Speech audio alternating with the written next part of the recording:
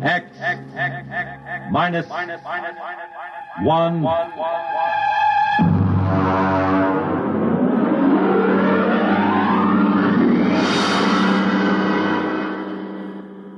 Tonight's story, A Gun for Dinosaur, by L. Sprague de Camp.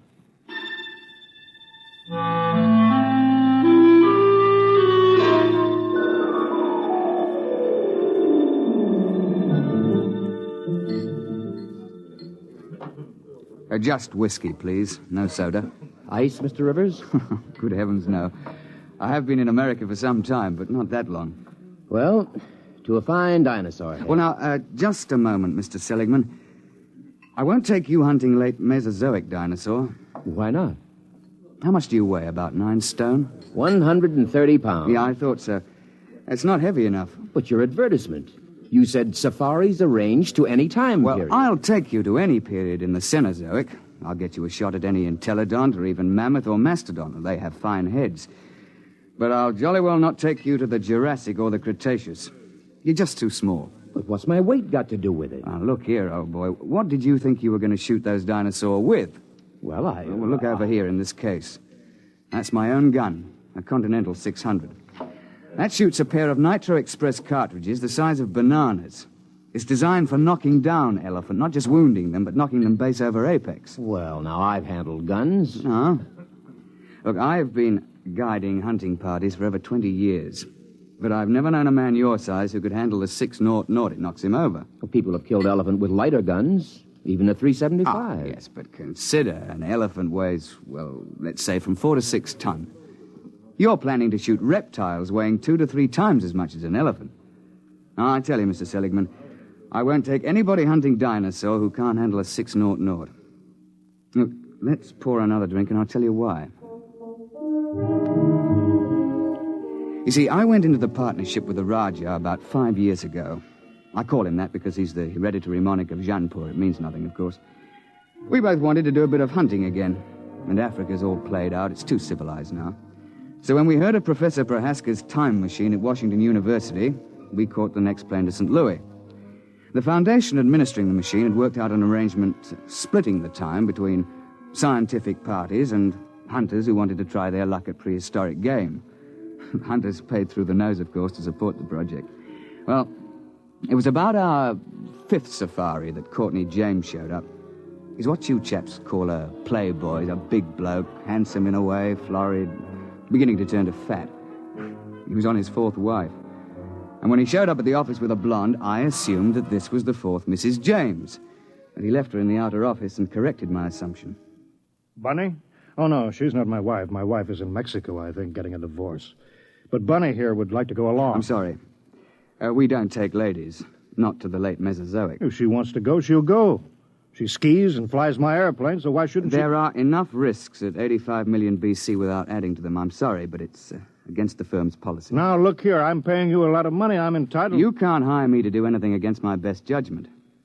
Now, if that's how you feel, get another guide. All right. But let me tell you...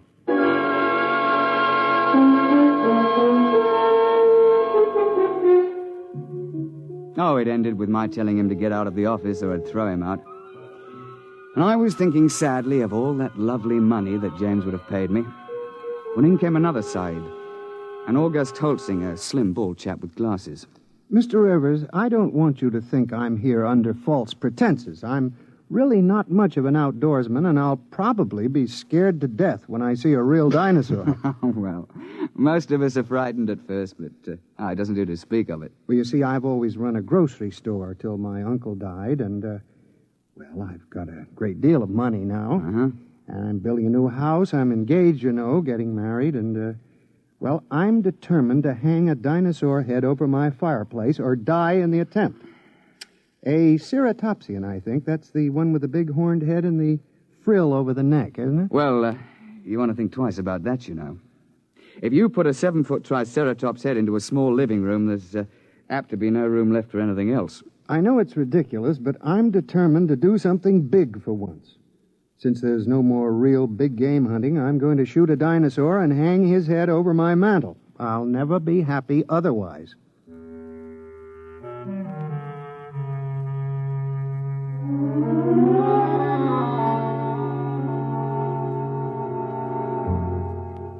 the Raja and I decided to make it to the Middle Cretaceous. That's about 85 million years ago. It's the best period for dinosaur in Missouri. So we drove Holtzinger into the country to let him try the 600. It's rather heavy. Look, you look out. There's quite a kick. Couldn't you fire it prone? Oh, not a gun that big. There's not enough give. You'd break your shoulder. All right. Take the safety off. Like this? Yeah. Take my hand. I'll help you up. Thank you. I think I better try something smaller. Well, he took a fancy to my Manchester 70, chambered for a .375 Magnum cartridge. That's a little light for elephant, and very definitely light for dinosaur, but we were in a hurry. And then, of course, just before we were ready to trek, James showed up and apologized for insulting me. He'd had a run-in with the girl, and he wanted to go along. And so we were off on safari. You all ready, gentlemen? Why, yes, I suppose so. Mr. Holtzinger, you've met my partner, the Raja of Jainpur. How do you do, sir? How do you do? Well, shall we get cracking? After you, Mr. Holtzinger. Mr. James. Thank you. Let's get going. All set. We'll slam the hatch, and off we go. What happened? Nothing till the force field is built up. There she goes. What happened to the lights? Well, there's no current while we're in transition. I don't feel well. There's usually a touch of vertigo. I shouldn't worry about it. Look, where do you shoot for? I mean, with Dinosaur. What is the best shot? Well, you don't try for his brain, you know. They don't have any. Well, to be exact, they have a little bump about the size of a tennis ball on the top of their spines. And you're not likely to hit it when it's embedded in a 6-foot skull. Try for the heart. They have big hearts, over 100 pounds. An exploding shell in the heart will slow them down, at least. Oh, I see. Why do we have to go so far for game? Why couldn't we just go back 50 years and shoot lions in Africa? Well, the machine won't work more recently than 100,000 years ago. Why? Well, look, I'm no four-dimensional expert on the subject, but it has something to do with what they call time paradox. You know, if people could go back to recent times, they might do something to affect history or kill their own grandfather, you know. And there's also some kind of taboo about sending people back to the same time again. Paradoxes. Mustn't have them. What would happen? I'm not sure, but the university isn't taking chances. They've got about a billion years to cover. They won't run out of eras. Hello? Here we go. Oh, cheers, eh? Well, that's done it. April 24th, 85 million years BC. Now then, careful. Keep the safety on your gun. And don't shoot unless I give the word. Why? Why should we have to wait for you? Because I'm responsible for everything you do. Especially if something goes wrong. I say, Roger, open the door, will you?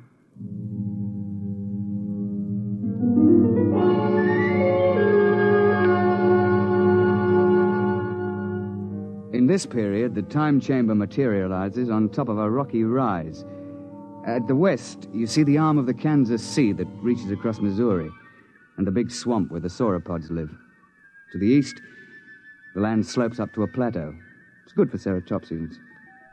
But the finest thing about the Cretaceous is the climate. It's balmy like the South Sea Islands, and not so muggy as the Jurassic. Oh, we sent the time chamber back off and looked about. It was spring, with the dwarf magnolias in bloom all over. Down towards the Kansas Sea, cycads and willows grew, while the uplands were covered with screw-pins and ginkgo. Yeah, well, I'm no ruddy poet, but I can appreciate a beautiful scene. Well, I was looking through the haze and sniffing the air. I got him! What the devil? You see it? There it goes! Confound it, you idiot! I told you not to shoot without word from me. And what happened? An ornithomine wandered out of the copse. Mr. James gave him both barrels. Missed. Now, look here, James. One of the biggest dangers on a safari is trigger-happy sibes who get panicky. You're not to shoot unless you're told. You understand? Who do you think you are to tell me when to shoot my own game? Now, look here. Firstly, if you shoot off all your ammunition before the trip is over, your gun won't be available in case of a pinch. And secondly, if you empty both barrels, what would happen if a big theropod should charge before you could reload? And finally, it's not sporting to shoot everything in sight. Is that clear? All right. Well, now then. First task is fresh meat.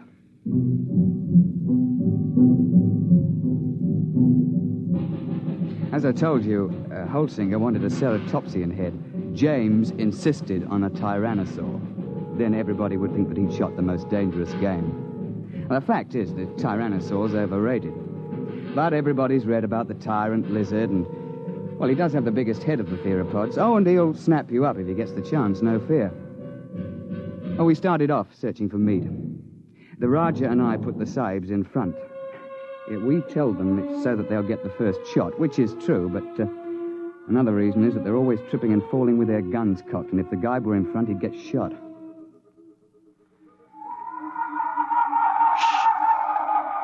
Boneheads. Where? See? Crouching over there. Feeding on those cycads. He's about the size of a man. They look intelligent. Well, not likely. That bulge on the head is solid bone. Now then, hold on there, James. You've had your shot for the day. Hold your fire until Holsinger shoots. Yeah, sure. All right, go ahead, Mr. Holsinger. Doesn't matter which one. No, here.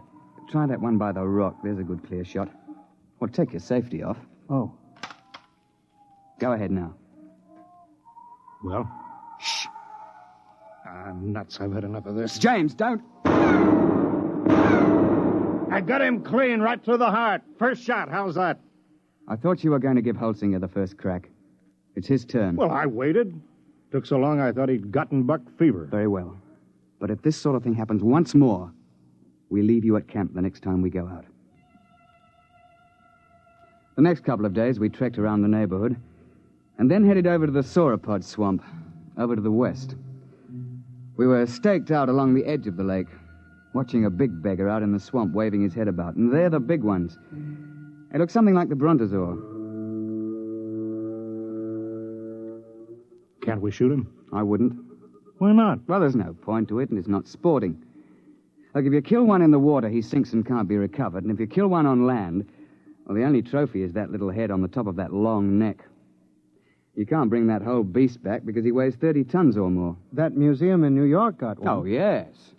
Well, they sent a party of 48 to the early Cretaceous with a 50 caliber machine gun. They spent 2 solid months hacking and sawing the carcass apart and hauling it to the time machine.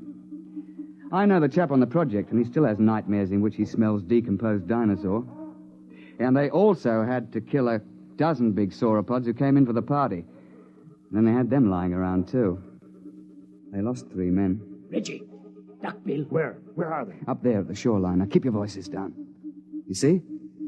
With the crest on the back of their heads. Mr. Rivers, I've been thinking over what you said about those heads. If I could get one of those duckbills, I'd be satisfied. It'd look big enough over my mantle, wouldn't it? I'm sure of it, old boy. Well, let's be off.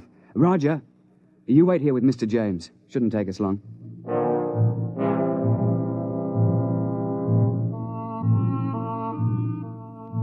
Holt and I crept along the shoreline, narrowing the range to the duckbills. I think I can make the shot from here. I'll be ready in a minute. My shoe is loose. He's getting away. I won't get a shot. I'm afraid Mr. James has fired both barrels again. James, that's the second time you spoiled my shots. I ought Don't be a fool. I couldn't let them wander into camp, stamping everything flat. There was no danger of that.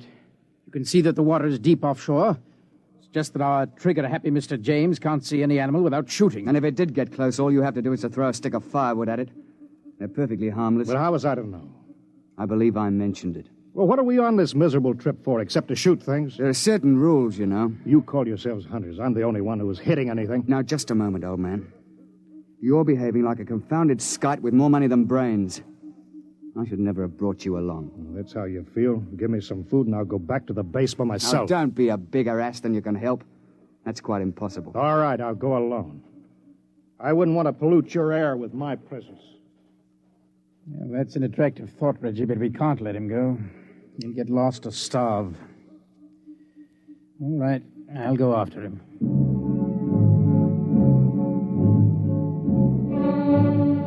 We stumbled along for several more days, James on his good behavior for a change. And on the 1st of May, we broke camp and headed north to the hills.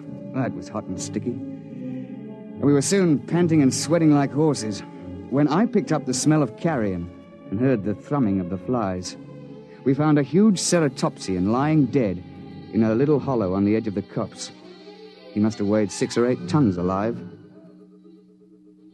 Why couldn't I have gotten him before he died? That would have made a darn fine head. On your toes, chaps.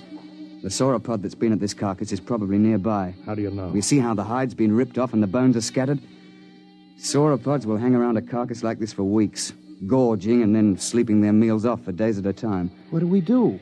Well, that's what we came after. Look, Roger, you take Mr. James through that way, and we'll parallel you 40 feet distant. Now keep your eyes open. It'll be hard to see in these woods unless you're right on top of him.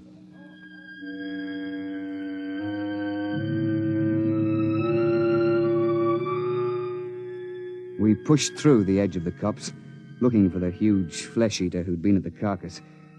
I could hear James and the Rajah pushing ahead on my right. We were separated by a gully when I heard a noise ahead on our left. What is it? I don't know. Take the safety off your gun. Oh, there it is. It's one of those boneheads. Oh, well, they're not dangerous at any rate. But be careful. That sauropod might still be around here. I've got him! Got him clean! Well, he's done it again. He shot the bonehead. I've got him! Look out! Look out! Tyrannosaur!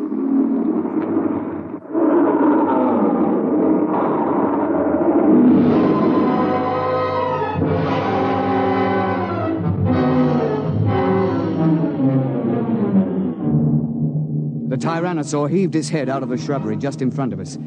Look, the scientists can insist that Rex is bigger than Trionches, but I'll swear that this Tyrannosaur was bigger than any Rex ever hatched.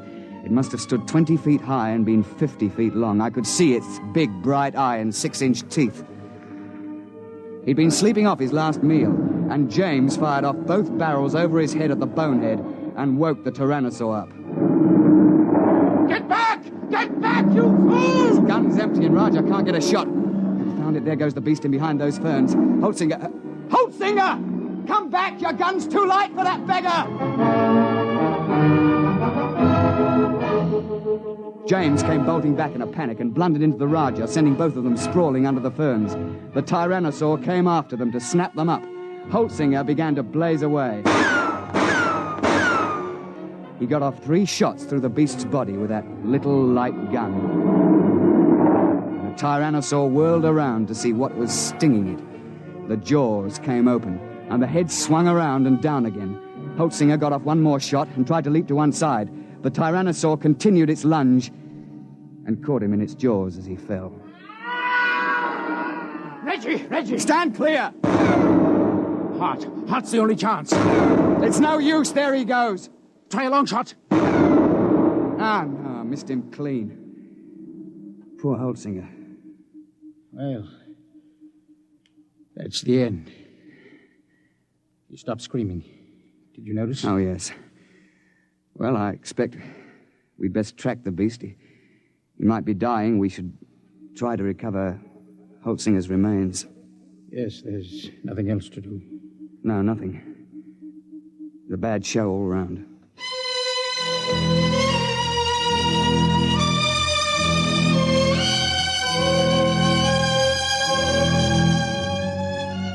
An hour later, we gave up and went back to the glade looking very dismal. Where have you two been? We were occupied. The late Mr. Holtzinger. Remember? You shouldn't have gone off and left me. Another of those things might have come along. Isn't it bad enough to lose one hunter through your stupidity? What? Sure, you put us in front of you, so if anybody gets eaten, it's one of us. That's... You stinking little swine. If you hadn't been a first-class idiot and blown those 2 barrels again, this never would have happened. Holtzinger died trying to save your worthless life. And I wish he'd failed. Well, I ought to... Now then, my laddybuck, I'm glad you did that. It gives me a chance I've been waiting for. Now get up, and I'll be glad to finish off. You won't finish anybody off. All right, put your hands up. Both of you. Put that gun away. Don't be an idiot. I won't let anybody do that to me. You can't get away with murder. Why not? Won't be much left of you after you're hit with a 600 explosive shell. Nobody could prove anything. They can't hold you for a murder 85 million years old. The statute of limitations, you know. Nice work, Roger, old chap. Yes. Cretaceous rock. Doesn't quite have the balance of a cricket ball, but It's a bit hotter, what? Well, suppose we tie this chap up and take him back to camp.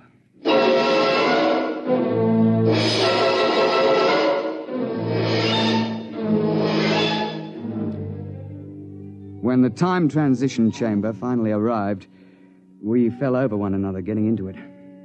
We dumped James in a corner and threw the switches. You two should have killed me back there. Why? You don't have a particularly good head. You wouldn't look at all well over a mantle. You can laugh, but I'll get you someday. Well, close quarters, isn't it? Someday I'll find a way. I'll find a way and I'll get off scot-free, too. My dear chap, if there was some way to do it, I'd have you charged with Holtzinger's murder. Look, you'd best let well enough alone. No, I'll kill you. Both of you. Somehow. Cigarette, Roger? Thanks.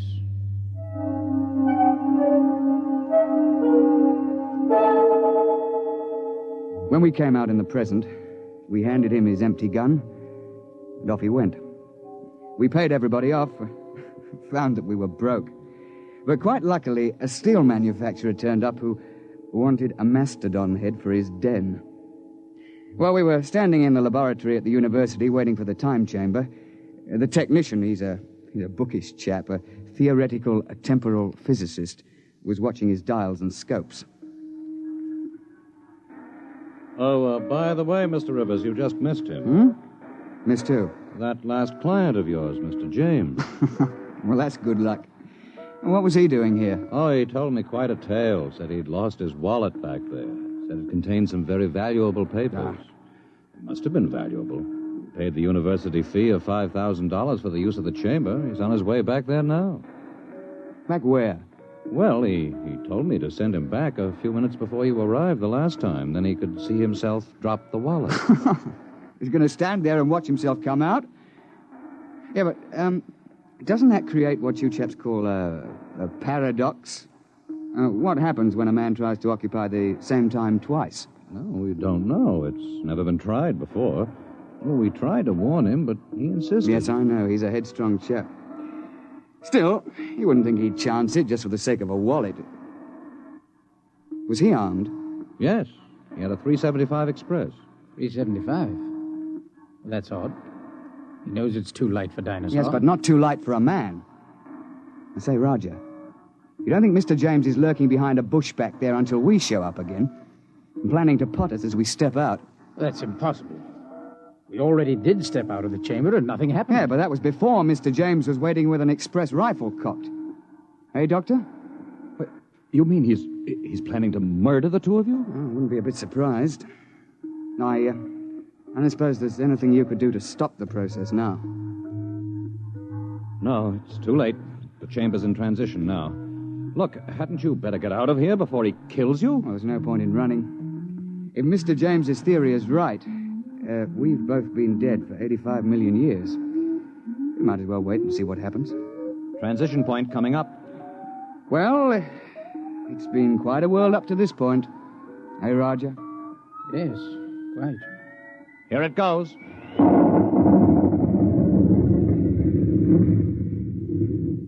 Reggie, are you all right? Well, I seem to be. What happened? The time chamber. It's back. We'd better get it open.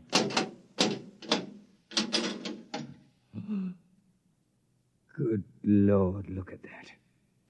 Ghastly, isn't it? Where did it come from? I'm not sure. But I rather think it came from the Middle Cretaceous era. It wasn't here a moment ago. Ghastly mess. Looks as if every bone was pulverized and every blood vessel burst. I dare say. But that's his gun, all right. It's James, there's no doubt of it.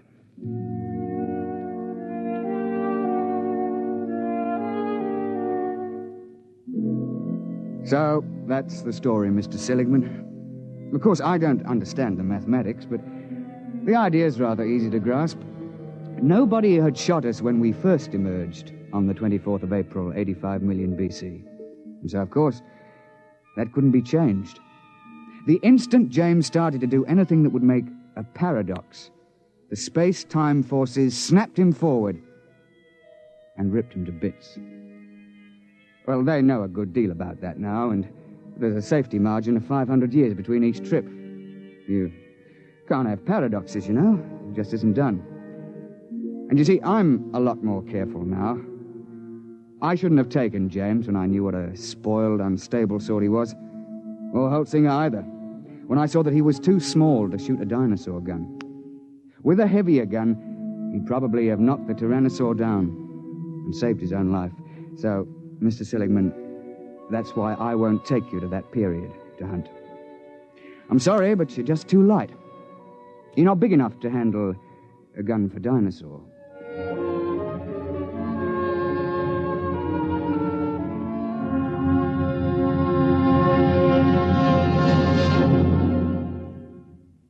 You have just heard X-1, presented by the National Broadcasting Company in cooperation with Galaxy Science Fiction Magazine, which this month features the story of a man who develops a spaceship that travels so fast that its pilots vanish mysteriously into thin air. Read the Vaughn Shelton story, Point of Departure, in Galaxy Magazine, on your newsstand now. Tonight, by transcription, X-1 has brought you A Gun for Dinosaur, a story from the pages of Galaxy, written by L. Sprague de Camp, patent consultant and one of our leading authors of science fiction. It was adapted for radio by Ernest Kenoy. Featured in the cast were Alastair Duncan, Wendell Holmes, John Gibson, Donald Buca, Warren Parker, and Alan Hewitt. Your announcer, Fred Collins. X-1 was directed by Daniel Sutter and is an NBC Radio Network production.